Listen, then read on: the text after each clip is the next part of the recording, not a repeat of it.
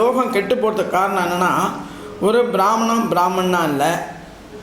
நான் என்ன சொல்கிறேன், கறி சாப்பிட்றதுங்கிறதே பிராமணனுக்கு மட்டும் கிடையாதுங்க. சைவ வெள்ளாளர் இருக்காங்க, சைவ முதலியார் இருக்காங்க, சைவ செட்டியார் இருக்காங்க. அவங்கெல்லாம் அந்த காலத்தில் பார்த்தீங்கன்னா கறி மீன் சாப்பிட மாட்டாங்க. டர்பன் கட்டின்னு தான் போவாங்க, கோவிலுக்கு போவாங்க. கோவிலுக்கு ஐயருக்கு பக்கத்தில் நிற்பாங்க. அவங்களுக்கு சகல மரியாதைகளையும் கிடைக்கும். இப்போ என்ன பண்ணுறாங்க, இந்த லோகம் கெட்டு போகிறதுக்கே காரணம் அவாவ வேலையை செய்கிறது கிடையாது. அந்த வேலையை விட்டுட்டு அடுத்த வேலையை செய்கிறாங்க. ரெண்டாவது, இந்த சினிமா தொழிலில் உள்ளவங்களும் அடுத்தவங்களுடைய ஜாதி சம்மந்தப்பட்டதை டிஸ்கரேஜ் பண்ணி படம் எடுக்கிறத முதல்ல இந்த சென்சார் போர்டில் கண்ட்ரோல் பண்ணணும். இதனால தான் மக்கள் ரொம்ப ஒத்துமையாக இருக்காங்க. இந்தியாவை பொறுத்தவரையும், தமிழ்நாட்டை பொறுத்தவரையும் பிராமின், முதலியார், செட்டியார் அப்படிங்கிறது கிடையாது. ஹிந்து முஸ்லீம் கிடையாது, கிறிஸ்டியானிட்டி கிடையாது.